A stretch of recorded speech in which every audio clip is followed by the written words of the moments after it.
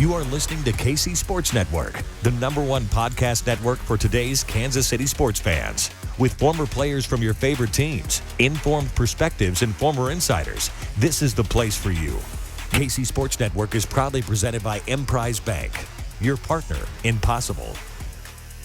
Hello and welcome into another 3-Mile Pod. I am John Kurtz, joined as always by Derek Young from K-State Online, Cole Manbeck, former beat writer for the Manhattan Mercury.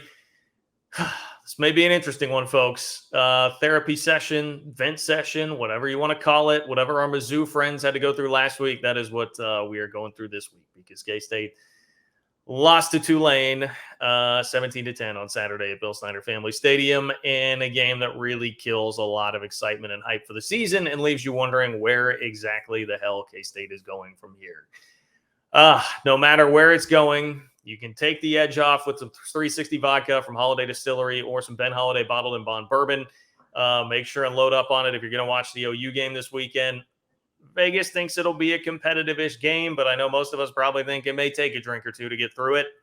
Just make sure that you stock up from Holiday Distillery. K-State people who have supported this podcast, check out 360 Vodka or Ben Holiday Bottled and Bond Bourbon. And by the way, if you are going to be watching the game on Saturday and you're in Manhattan, we will be doing a live pre- and post-game show at Tanner's starting at 6. So come see us at Tanner's in Aggieville.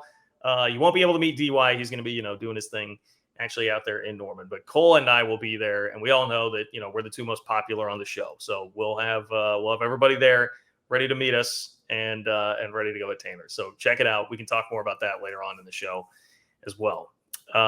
We were unhinged. We were off the rails last time. I don't know if that was like some karma, because I tell you what, I talk a lot.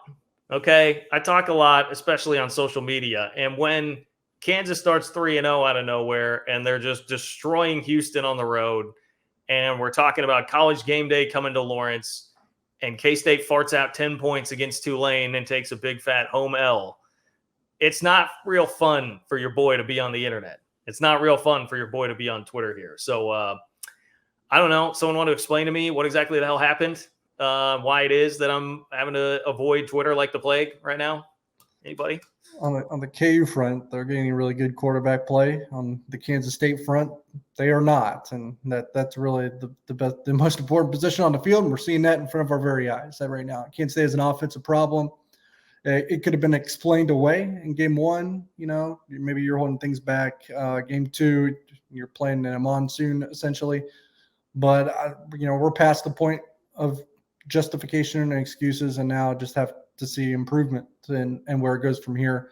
But that was, a discombobulated failure on Saturday against Tulane. They couldn't move the ball at all. They got into several third and fourth and shorts, I think 20 of them, and I think they converted 3 of them. Three of them. That's it. 3 of 20 on third and fourth down. Not all of them were in short, but a lot of them were. Adrian Martinez still feels like he's still trying to find his footing in this offense for one reason or another, playing probably too risk-averse at this point. I'm not sure. I think we've seen him probably throw the ball in the air beyond 15 yards maybe 3 times this year. And to his credit, 2 of them have been fantastic, right? The one to Phillip Brooks that was dropped against South Dakota was right on the money. The touchdown toss to Cade Warner was right on the money.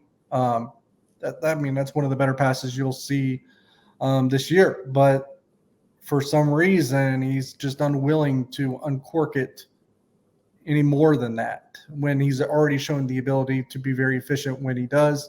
Even when he runs, he's a little hesitant. So they just have to, they're probably in search of just one game, one drive, one half, one quarter for him to really find a groove, a rhythm that really gets him going, and maybe that'll propel him forward. You hope that the touchdown toss to Cade Warner would have done that, but obviously that wasn't the case. That's where I was, DY. I thought the TD pass to Warner, beautiful throw and catch, was going to be what would get him going in that game, and nothing triggered after that. So, it just feels so mental right now for Adrian Martinez. When you watch him play, he looks like he's not playing free and loose. He's playing hesitant. He's overthinking everything, and he's just scared to unleash the ball and throw it downfield. Kansas State had guys open throughout the game downfield, and he just wouldn't throw the ball. Sometimes if his first read wasn't there, he would just get rid of it. There was a play, I think, on the next to last drive of the game where they ran an RPO and Cade Warner was downfield blocking, wasn't even looking. Adrian looked that way, and as soon as he saw Warner wasn't looking, he just tossed it into the stands. Like, it doesn't look right. Everything on the offensive side of the ball, the timing looks off on everything that they're doing. I mean, they try to run a tunnel screen to Malik Knowles. He's hesitating. Now he gets 10 yards on the play, but it looked so out of whack. He got the ball before the blocks really got there. He had to even had to go in reverse to get there. The timing was definitely off on that screen. It was still a good play, but not as good as it could have been. Right. And so, look, it's Adrian Martinez. Like, I've tried to exercise patience. I've urged patience on this podcast and saying, I made excuses. South Dakota, they tried to keep it vanilla, the rain last week, but to not have the passing game look significantly better than it did against Tulane, I mean, the excuses are up. I mean, they're quarter of the way through the season. You can't have bumps in the road now at this point with Colin Klein as the offensive coordinator. They should have worked through those things by now. They have to look a lot better than they did. Adrian Martinez is a guy that last year ranked 7th in the country in both yards per completion and yards per pass attempt, and at 15.2 yards per completion last year. 7th in the country. 9.4 yards per pass attempt. 7th in the country last year. And you look at this year now, he's 120th out of 121 qualified quarterbacks in the FBS in yards per completion at 7.6, and 116th out of 121 FBS quarterbacks in yards per pass attempt at 4.5. So it's hard to explain, guys. You got to hope that the coaching staff, when they're showing him the film, like, this is the jumping off point where it's a wake up call, and they're like, this just isn't going to work. This risk averse football, we got to take chances. We got to go downfield because Deuce Vaughn has nowhere to run. Teams are going to stack the box and completely take him away unless you start to stretch the football field and challenge teams downfield. So hopefully against Oklahoma on Saturday, we see a couple explosives, some chances taken by Adrian Martinez. I don't even care at this point if it's an interception. I just want to see him confidently immediately throw the ball downfield like he did at Nebraska. I mean, he made plays at Nebraska. I know he turned the ball over, but I want to see him play loose and free like he did in Lincoln. Look, and to that note, and people maybe roll their eyes or don't feed into it or believe it, but it only takes a few. Like, for that defense to loosen up and for Deuce to have the space to operate in and do what Deuce does. So now, obviously, he wasn't Deuce this past Saturday either, and some of that's because there's not a whole lot of space there for him to kind of do what he does, and then he had to go into the locker room for a full quarter to get a full IV because he was cramping. So they had that working against them as well. Not an excuse, but man, if you just get 3 or 4 of those, like that kind of almost changes the season a little bit where you are. And people would probably say, well, we just lost to Tulane. So what are you talking about? But defenses have to defend you so differently, and your offense has so much more at their disposal if there is at least that to honor. Like, the problem for them right now is no one has to honor it. But everything changes completely if they at least have to honor it. Yeah, well, I'm not that optimistic they're going to get there, but we'll see. I mean, because like you guys said, it felt like that watershed moment in the game when he throws that ball to Cade Warner, just a dime. But here's the offense after that. Downs, punt, downs, punt, downs. I mean, just as bad as it gets. I see I laugh at this. I look at it. I had tweeted this. So I look at the first reply, and it's a Nebraska fan saying, that's Martinez for you. Well, no, it's really not, because the Adrian Martinez at Nebraska, that would be like touchdown, interception, fumble 6, field goal, touchdown. It's just so different. He's not willing to do anything. I mean, I hate to say that I told you so, but I mean, it's the same thing that we saw in week 1. It just finally got exposed. Tulane probably is the best team that they've played so far. I watched Missouri fart around with Abilene Christian on Saturday. Tulane probably is the best team that K-State has played so far. And he just doesn't have it, man, does not have the confidence to do anything right now. And I know there's been some speculation about, like, is the shoulder surgery still an issue there? The way that I've seen him throw the ball down the field a couple of times, it doesn't seem like that's really the issue. I don't buy that. It just seems to be mental and decision-making, even to the point of, I thought a huge play in the game is settling for a field goal at the end of the first half when it looked like Malik Knowles, the way the play was designed to get him kind of out in the flat toward the end zone, it was right there, and he hesitates on it and doesn't throw it. And throughout the game, constantly, it was driving me nuts. And I guess maybe some of this is on Collin Klein too, but it feels to me like this would probably be more on the quarterback. But how many times in the game was there a third down and the ball is being thrown 4 yards in front of the first down marker? It's just being dumped off to somebody to like Ben Sinnott, and you're expecting him to be able to maneuver enough to get the first down. It was driving me nuts. They would not try to throw the ball in front of the sticks. And I don't know. Again, we're watching Kansas's offense just light the world on fire, where they can move the ball with ease. And I literally had it on screens right next to me as I'm watching this game. So that probably adds to the frustration here. But the fact that they have not been able to build up any sort of competent passing attack, and we're doing that the entire game. I mean, I felt like an Iowa fan. I felt like an Iowa fan on Saturday. I will say, in some of those, that's just the check down. It's not necessarily where the ball has to go. There was a few plays where Martinez he made it look like the check down was the first read. Like that's what I'm saying. Yes. I don't know if it's panic, if it's I don't know what it is. And Cole picked out a perfect play too. That little, whatever that route was to Cade Warner. And it was just a quick drop by Martinez, and he was just going to look to Cade Warner. And there's no pressure, even though he took a quick drop. There's absolutely no pressure, and he tosses that ball almost into the stands. Like that was puzzling. Yeah, I mean the last drive of the first half, he clearly checked the ball down back-to-back plays to Deuce Vaughn before even looking anywhere else. It looked like it was his first read. I don't know if it was to just get out of bounds. Deuce was good enough to get out of bounds multiple times, but yeah, it was puzzling with some of the things and the decision making they did. We all want Adrian Martinez to succeed. We all really like the guy. He's extremely charismatic. He's a great dude. Really hope he turns it around, and he's an extremely intelligent dude. And so you just got to think when he's watching this film and talking to the coaches that something triggers in his head that I got to get back to being what I was in Lincoln. And I wouldn't be surprised if Kansas State's coaches show him the film in Lincoln, to remind him of some of his highlight plays. And we want you to play like that again and play loose and free out there, because this is not going to work.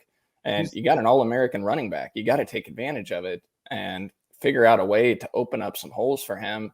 They're right now on pace to have the lowest yards per pass attempt since 1985, when Randy Williams was the primary starting quarterback. So that's not going to work. And Randy Williams, looks like I'll say this: he's not. And maybe this is too soft, but this is how I talk and how I view things, and kind of the way I put it out there. I'm not even saying he's playing bad. I mean it's bad for Kansas State because they need more, but he's not playing bad. He's just playing too safe. Yeah. I mean, like way too safe, but like I feel like too safe is even a little bit kind there. And again, yeah, I really like the guy, want him to succeed, was very excited, bought into why this would work and why it did not at Nebraska. Desperately want it to work. But it's like a totally different guy than what we saw in Nebraska, like the reverse. It is. I don't know. We're having this discussion off air. I'll just raise it here.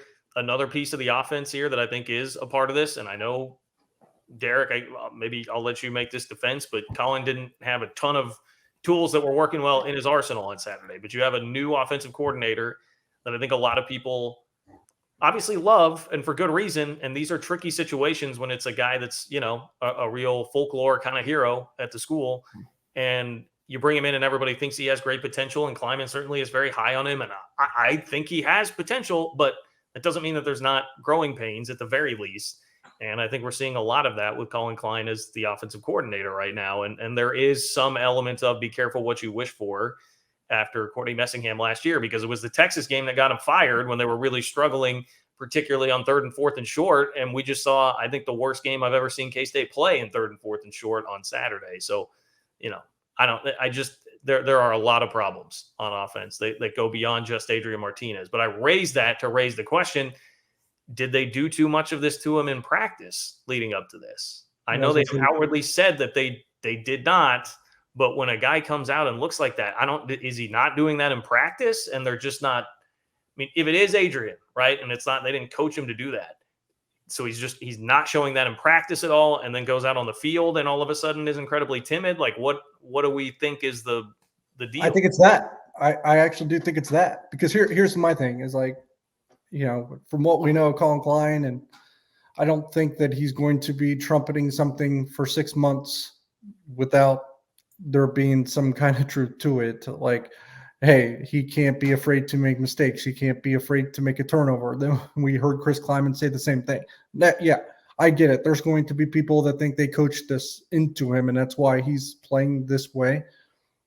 I don't buy it, because they'd almost be putting the blame on him if that was the case. And they're not going to do that. They support their players. They don't not support their players. They support them to a fault.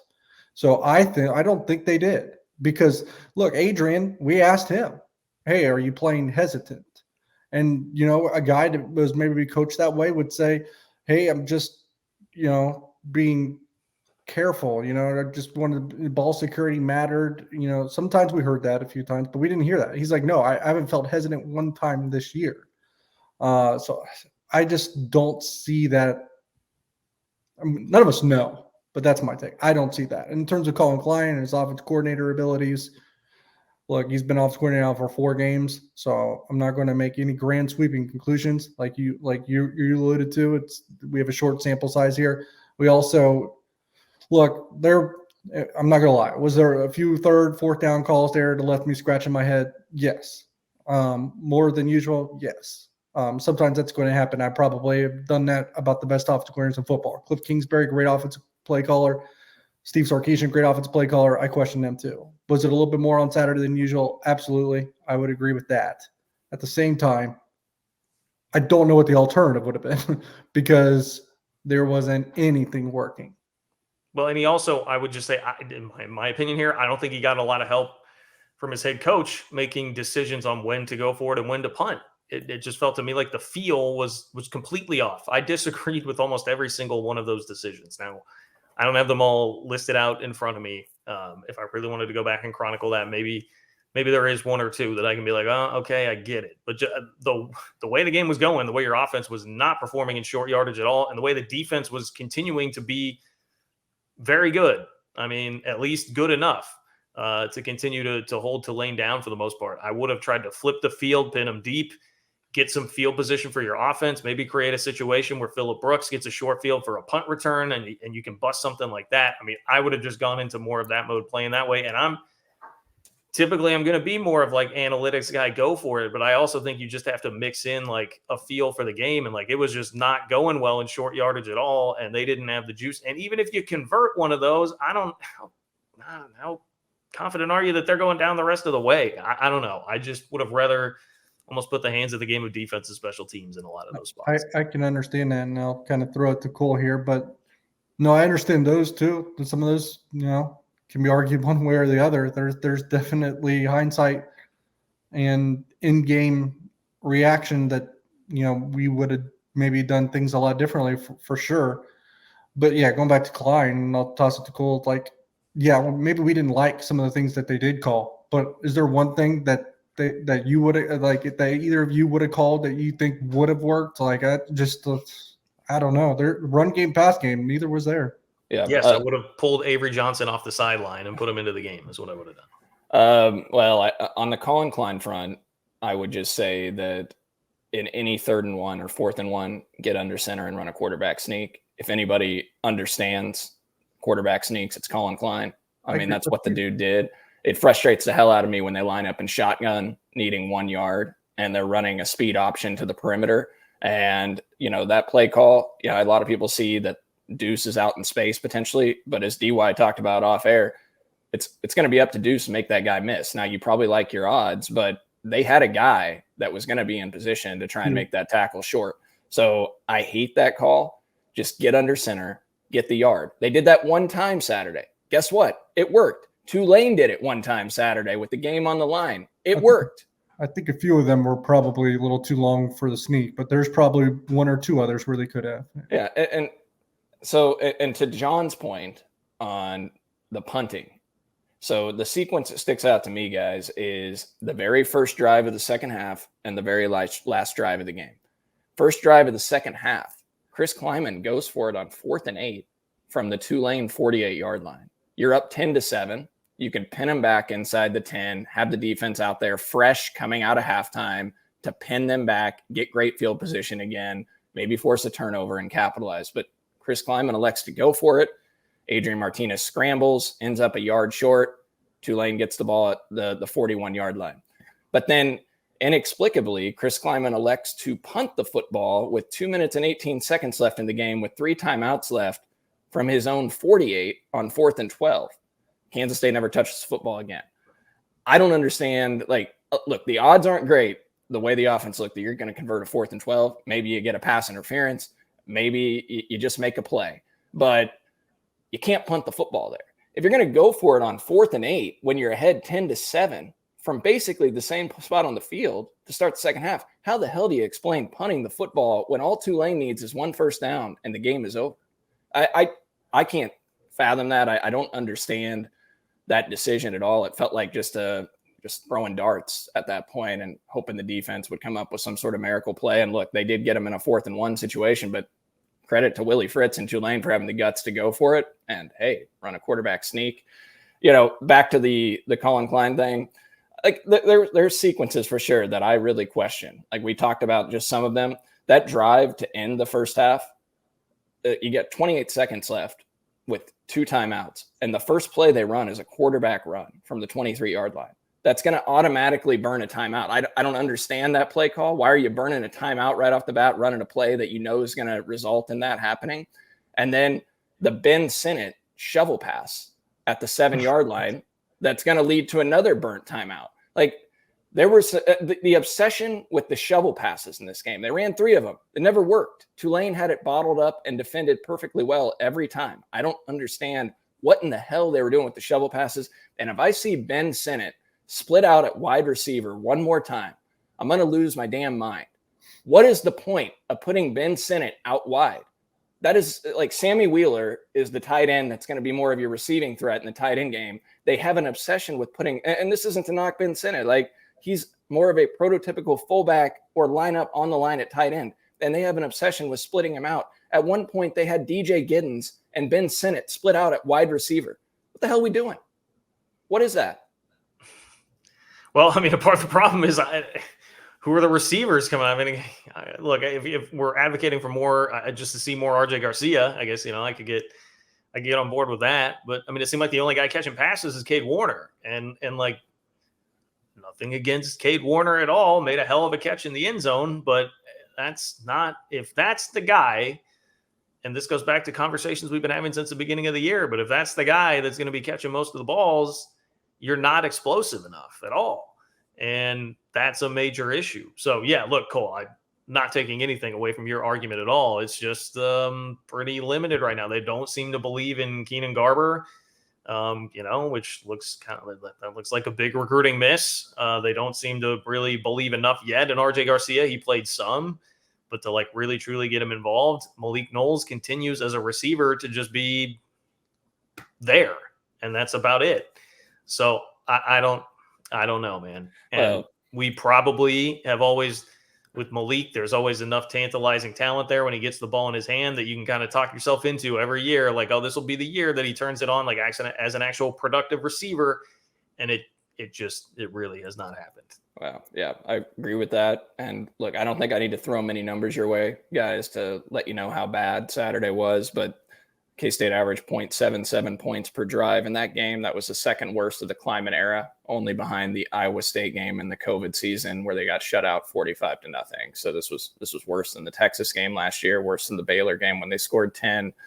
So just a pitiful performance. And to your point, some of those decisions is what got Courtney Messingham fired. And K-State's going to have to be better in 3rd and 4th and short. And the other thing I'll say is these offensive duds happen far too often in the Chris Kleiman era. This is the 9th time in his coaching career at Kansas State in 3+ seasons that the offense has produced 14 points or less in a game.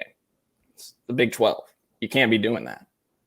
Well, and to me, that's actually a really nice segue. I think it's a little bigger picture point about this game and why I am just so down in the dumps about it. Is because, yes, these sort of moments have happened every single year. If you go back, so like last year, they lose 3 straight, right? Oklahoma State, Oklahoma, Iowa State. start trailing at Texas Tech. Things do not look like they're going good. I mean, it looks 3-3, season on the brink. You're like, what is going on here? They find a way to get it turned around. So this is a part of the point. They find a way to get it turned around. They win Tech. They win 4 straight. And they win the bowl game, and they have at least like an okay season, right? You're 7-5, 8-5 season. 2020, they start out, they lose to Arkansas State, which is another trend, Cole. There's been one of these WTF games every single year where they've lost as a 14-plus point favorite. That's happened all 3 years under Kleiman. Happens with Arkansas State, then they turn around and beat Oklahoma and Norman and win 4 straight. So, they turned it on. Now, lost out from there, and we know 2020 was a bit of a different deal. But 2019, lose those back-to-back games to Baylor and Oklahoma State, where you score a combined 25 points. Then they rip off 3 straight. Then they lose 2 more, and you're feeling bad. Then they rip off 2 straight. I mean, this has kind of been the ebbs and flows of the Kleiman era. This is generally how it goes. So I am not someone that's going to sit here and say, I think this team is tanking and that they're going to be a 4-win team again like they were in 2020, because generally Kleiman gets it figured out. But he gets it figured out to the point of a 7-5 season. And this was the year where it was supposed to be breakthrough, take the next step. And when you have this loss to Tulane and the offensive problems that are there, and I know you guys are selling me on they probably will play much better in Norman. I would not expect them to get Nebraska in Norman this weekend. But, if it's a second loss there, you're 2-2 already. Where's the progress coming from this year? Even if it is something that can help turn Adrian Martinez on. It just feels like you've already lost hope for this being the step forward year. And it's a killer, man, to not only lose that, but to lose it in week 3 and lose it coming off of the high of beating the crap out of Missouri and lose it at home to Tulane. It's a massive bummer. And I want these seasons to be relevant. And like, you have a place in the college football world and people are at least talking about you a little bit, and you're playing games that mean something and are important. And it feels to me like that's already slipped away from this season, which had higher expectations than about any since 2012. So that is why I know you guys have been telling me I'm too negative, like in the group chat and stuff. I mean, that is why I am very down in the dumps about this, because especially next year, love Avery, excited that he's coming in. But next year looks like it's going to be a step back unless they really hit the hell out of the transfer portal and hit some home runs. So that's the situation, big picture to me, and why this just really sucks. I can, that all is fair, and the next few weeks will determine where we're going this year. I mean, it's put up or shut up time at this point. I mean, I agree with everything you said, John. I mean, that definitely will pop into my head as well, because before the season, we talked about, as we ran through the season predictions and went through the schedule and the importance of this year, that if they weren't going to get to 9+ wins this year, when are they ever going to get to that in the Chris Kleiman era? This is his best team in terms of talent on the field. Now, that was presuming Adrian Martinez would be better than he's been to date. But you look at this defense that they have. I mean, the defense has been lights out. They've got an All-American at running back. They've got an All-American on the offensive line. And a 7-5, 8-4 season is going to feel like a disappointment, especially a 7-5 year at this point. So that can't happen. I mean, because it almost feels like your ceiling is just being limited at 8 wins. And, I don't expect Chris Kleiman to be competing for the Big 12 every year. I don't think any of us do. But what I was hoping for was about every 4 years to have a chance to make a run, to be a serious contender for that. And look, to be fair, K-State is 0-0 in Big 12 play at this point. They did not lose a Big 12 game yet. That was against a non-con team. So if you're going to take a loss, you'd rather it be in the non-con to Tulane.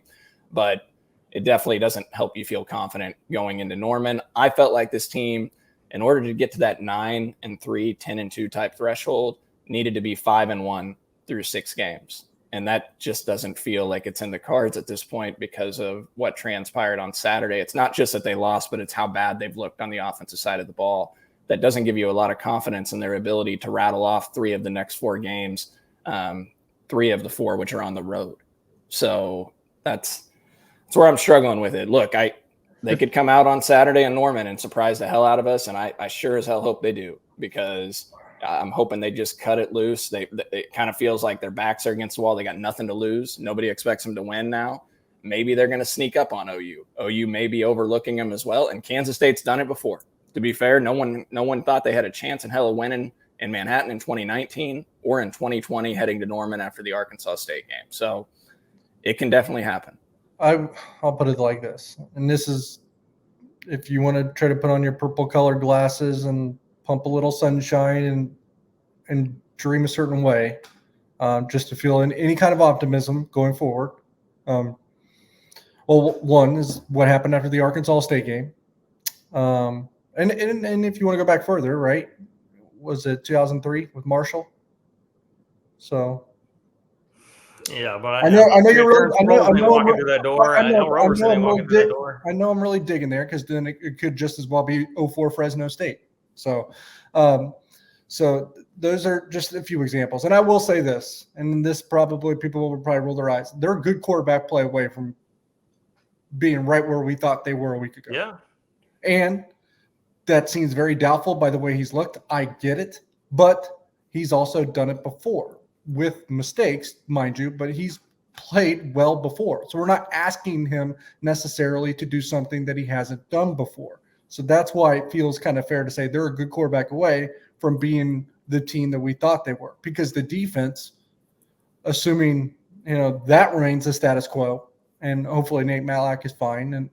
But even without him, I think they're still good enough. They're good enough to keep them in every game. I mean, even next week. Like, I know Dylan Gabriel's looked really good, and Oklahoma could just as easily score 40 points against them. I know that. But the defense is – I'm not so sure the defense isn't good enough to keep them in that game. I think it'll be competitive. Yeah, the one test that will be for the defense, and I know we'll talk more in depth about this on our OU preview, but Oklahoma is going to play a much quicker pace than anything Kansas State's really seen, and the offense cannot afford to be going 3 and out and putting that defense back on the field quickly like they were doing against Tulane. I mean, the defense was on the field. I know K-State won the time of possession battle against Tulane, but it just felt like the defense kept getting put in awful situation after awful situation, and they kept making plays, and they finally broke at the end. So, yeah, I think I would feel much better, and I'm not a moral losses guy, but if Kansas State can come out, be competitive, and the offense shows some explosives in the passing game, and Adrian Martinez takes some chances, and he looks confident in doing so, I'll feel a lot better about the direction of the season, even in a loss, than if it's the same status quo. I mean, if they go out there and throw for 140 yards on 30 passes again, we got to start thinking about a quarterback change at that point. We got to start talking about it, because that's just not going to work. Yeah, and I don't know. I mean, I hate to, I'm going to Debbie Downer everything, but I mean, it's like, yeah, that's all great. That would be obviously more encouraging than where things are at right now. But I'm like, okay, so they played better, but now you're 2-2, and you do have a loss, and you have a loss at Oklahoma, and Oklahoma looks like probably the best team in the league so far to this point. So you think they have to beat Oklahoma to achieve what we wanted at the beginning of this year? Well, yes. To be fair, I mean, we all picked Kansas State to beat Oklahoma, right, in our preseason prediction. But I think the majority of people would probably have pegged the OU game as a loss when they went through the predictions, even when they thought this was going to be a 9+ win season. So they can lose to Oklahoma and still rattle off a bunch of wins. Big 12's wide open. They got to look a lot better in losing to Oklahoma. If they lose, more wide open, but there is nothing guaranteed on that schedule. You think they're just going to roll the ball out there and beat Texas Tech? That's what I'm saying. Kansas looks like they would roll K-State right now. If they were Kansas looks like they'd win that game by 3 touchdowns. If they were to fall against Oklahoma and the offense still showed no signs of life, then I would think you worry about a confidence issue and within the team. And we've seen confidence in college football plays a big part. Probably something that we understate, probably as media in general. But if maybe the offense has signs of life and they feel like they get into a groove, they feel better about themselves heading into that. They need to win that. I still kind of feel that way. But even more than that, you really do worry about the direction of the season if the offense doesn't show signs of life. Well, we know the culture is strong in the locker from what they've said, but what I would worry about is a defense versus offense in the locker room, right? If the struggles continue. I know they have good leaders, but if the defense continues to be put in bad situations and the offense just can't produce, that's I don't know if there'll be infighting or anything, but it could be problematic. And the reason why they need Adrian is because they need another playmaker to step up, and he's probably the most likely one because of his dynamic athleticism and with his arms and his legs. Well, because teams only have to worry about Deuce Vaughn. I even said this in my article after the game. It's the Kansas State offense was like on Saturday was like we're hoping and praying that Deuce Vaughn gets loose and busts a big one, and that's the way we'll win. That never came. That's why they lost. And Drake Cheatham dropped the pick six. That's not why they lost, but that was the one play that they didn't have back that they would have liked to have back that probably could have tipped it and they would have lucked out and maybe escaped that game with a win.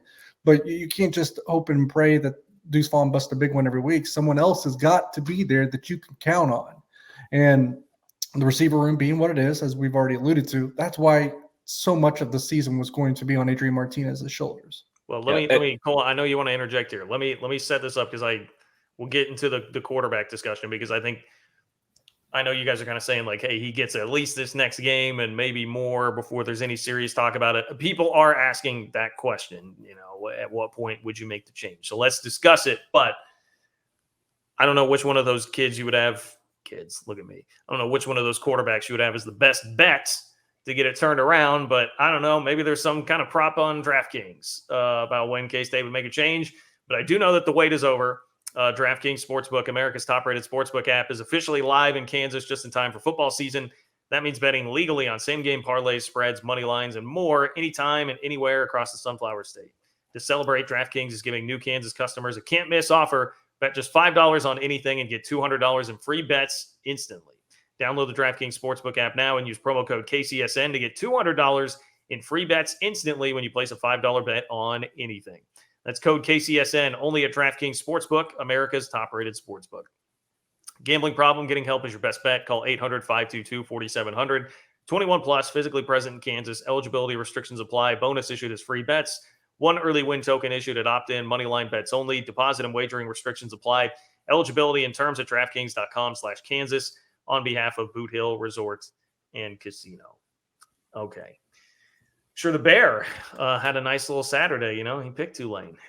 Speaking of DraftKings, hope he got that in his DraftKings account. I know Cole, you're a big fan, so I'm sure you were excited that worked out for him. I'm sure he's maybe only 5-6 games below 500 now. What a betting guru that is! I can't really brag on Power Cat game day. I was John 3-9 or 3-10 in the standings entering week 3. I think I had a better week, but yeah, that was. Although my lead pipe block of the week is 2-1, the Houston KU overhit easily. John suffered the unfortunate. John was hoping the Iowa game was going to get canceled. I know. I was so close, and they I'm just barely went over. I'm 2-1 as well because apparently Notre Dame is as bad as everyone thought. Boy, how about that Hail Mary? Dude, Cal almost had that Hail Mary at the end of the game there. That was crazy. Okay, so I know no reasonable fan, I think, is going to expect somebody new to be making the start on Saturday at Oklahoma, right? And I agree with you that the path to this season being what we want it to be or anywhere close to it is Adrian Martinez improving and getting better. But at what point? How long is the leash? There are two questions here, really. How long is the leash there? And then 2, who is number 2 in line? Is it still definitively Will Howard? I think the leash is still indefinite because if he's already mentally kind of limited at this point, I don't know how else to say that. Look, his problem is he's got to believe in himself a little bit more and uncork it. Playing with looking over your shoulders probably not going to be the answer or the solution to that. So I don't think you have any questions like that. I don't think they are. I'm not saying that you were inferring that there was, but I just don't think that's something that's on the table. And I bet it wouldn't be for a few weeks. And I think best case scenario is it comes out, plays well, and you don't have to ever have those conversations. But with Adrian Martinez, he still provides you unquestionably with the highest ceiling for this team. So, and as you said, he's the only one that can play quarterback and meet those, lofty expectations that were had before the season. So I don't abandon that until that's clearly off the table. Once you make that change, there's really no going back from it. So yeah. I think they have to exercise some patience. I would say, I know I said the OU game after that, we see the results, they have to start having that conversation. I'm not saying they make the change at that point. I think they need to probably be halfway through the season at the 6-game mark. And if things are still the same or haven't drastically improved, then I think you have to have that conversation because at some point you just got to start looking toward the future. If this season isn't going to work out in the way that everybody hoped that it would. So I still think Will Howard would be the number 2 quarterback over the long term if they were to make that switch. I've had people say, make the switch heading into OU. Well, that's, if fans want that, that's not a good idea, especially if you want Jake Rubley, because Jake Rubley, there's no way in hell they're going to throw Jake Rubley out there for his first game at Norman and at Oklahoma. So that's not going to happen. If it does, it's going to be Will Howard at any point in that situation if they have to bring him in. And I think it'll be Will Howard throughout the season. If it's going to be over 4+ games, they'll burn that red shirt, I think, if they think for the long haul they're going to play him this year. So they're not there yet. I think you give him at least 3 more games to show he can do it. And at that point, you have the bye week after the Iowa State game. You have a bye.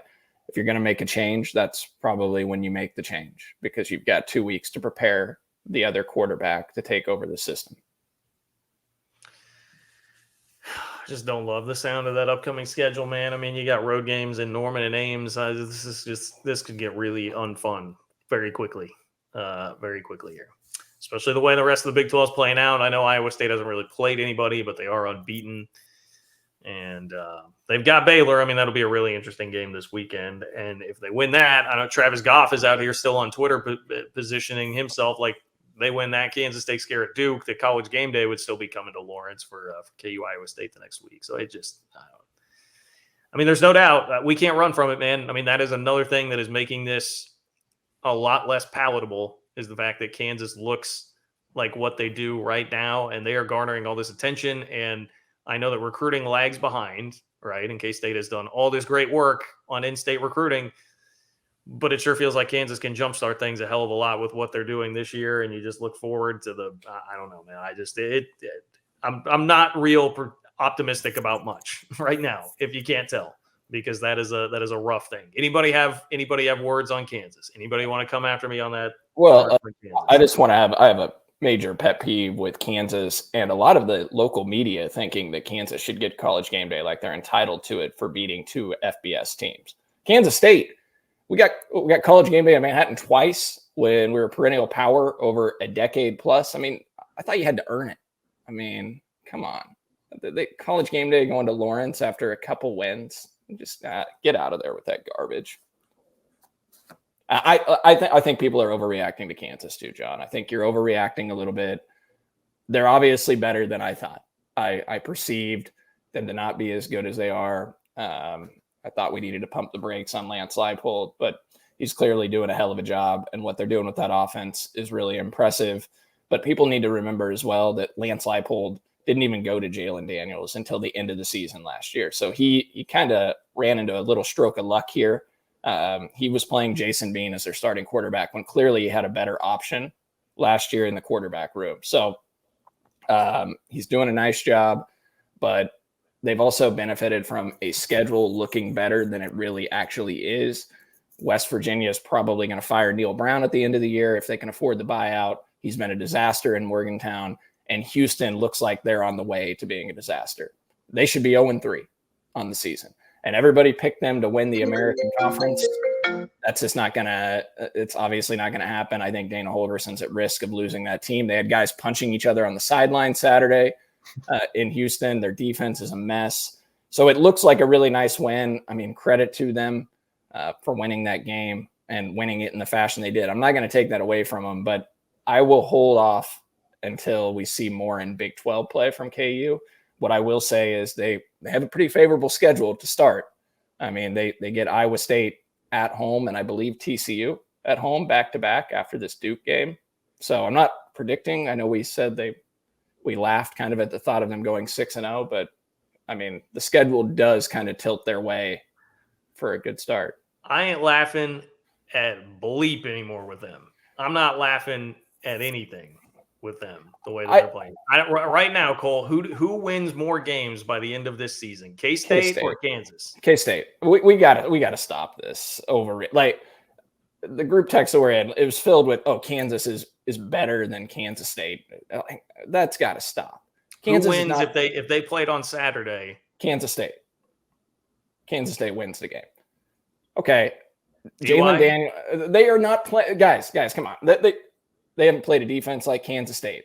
Wake me up when Jalen Daniels has to play an actual defense with a pulse. He's got the best QBR of all time on ESPN right now. DY's not even going to jump in. He's not going to even waste a breath of oxygen on Kansas in this overreaction. This is a Kansas State podcast. Just get KU out of your head. You're just feeding the stereotype. I don't even think it's – look, man, it's more like for the long-term future of this program, it's why I worry about Iowa State so much and why I get so concerned about Iowa State, because it's a and fight. They still haven't won more than 7 or 8 games. But it's a – well, I'm right. But I'm saying the fact that they are more competitive and always there and looking like once again this year they're probably going to be a 7 or 8 win team and not fall off after losing everything. Kansas State could do the same thing. I mean, you called Kansas State a little bit like Iowa. Iowa State should have lost to Iowa. It's just in a fight for resources. I hate seeing that one of the other schools that you just have not had to worry about at all for local resources is getting things turned around this quickly. I think we knew they were going to become a competent team, and I think that's all we really know after 3 games, considering who they have played. Okay. All right. Well, we'll see. Look, we'd love to be wrong, obviously. We'd love to be wrong about that. Does anyone have anything positive they'd like to close with? We're going to Tanner's on Saturday. Everybody, we are going to Tanner's on We're Saturday. Not gonna, yeah. I mean, we'll try to paint a little more optimism on Saturday. We'll be a week from this game by then, so hopefully after a couple 360 vodkas or Ben Holiday bottled in bond bourbon. My lead pipe of the week might be Duke plus 9.5. I would hope. I mean, look, I would love to God for it to all come crashing down. But if I make my lead pipe of the week Duke money line, will you just give me the win for the year? If it turns out to be true. Yeah, sure, I will. Yes. Because I'll be so happy. Well, I need the money line. Yeah. So that would be great. John, what do you think? Should we stop in Lawrence on the way to Manhattan Saturday and enjoy a little Duke Kansas football? You should. We can do a 3-mile pregame pod in Lawrence for a few minutes. Ask the KU fans to name one player on their team that are around there and see if they can do it, other than the quarterback. I just I just watched not long ago the Woodstock 99 documentary where all the plumbing goes out and like it's all porta potties with just overflowing feces coming out of them. I cannot stop at a stadium that is going to make me utilize a porta potty, Cole. So I will not do that. I don't want to put myself in a Woodstock 99 situation because there probably are going to be way more fans at the game than typically would be for that Duke game, right? So the plumbing, the porta potties may not be able to handle it all. So I'd rather not go walk around in a trench full of filth at maybe Deuce and Felix can send them more cat cans. That is good, DY. That is good. Wait. Everybody come join us. That's a good one to end on. That's a good one to end on. Everyone can join us. Yes. All right. 6 o'clock, right, Cole, is when we're starting. Yeah, we'll be there. We'll probably be there a little earlier, and hopefully we'll get a guest or two to pop in and join us that will interest Kansas State fans. We'll see. More to come on that front. But we're going to have a good time, and we'll all hope for the best on Saturday. Hopefully there's a lot to cheer for and a lot to celebrate. Let's hope. Come see us 6 o'clock at Tanner's. Hang out for the game. I will say this. This is legit. Nobody is paying me to say this. I don't have to say this. When I lived in Manhattan for the 10 years I did, I guess like 15 if you want to extend it out to college, Tanner's was my favorite spot to watch a game. That was my favorite spot. If I was going to watch a game, Tanner's is where I would go. I think they have the best wings in town. I absolutely love them. Get those with the sweet potato fries going, man, and watch all the TVs they have. Like I genuinely really enjoy that atmosphere. I've watched a lot of big games, like Chiefs games mainly, obviously because I was covering the team. I watched a lot of games there. So really cool place to come hang out. And you get to meet us, at least me and Cole. So come say hi on Saturday. Yeah. All right. That's going to do it for all of us. For Tucker Franklin behind the camera or, behind the scenes, whatever, who probably enjoyed this one a lot more than he enjoyed last week's show. We appreciate his work as always. For Derek Young, I'm Cole Manbeck. Thanks for listening to another 3.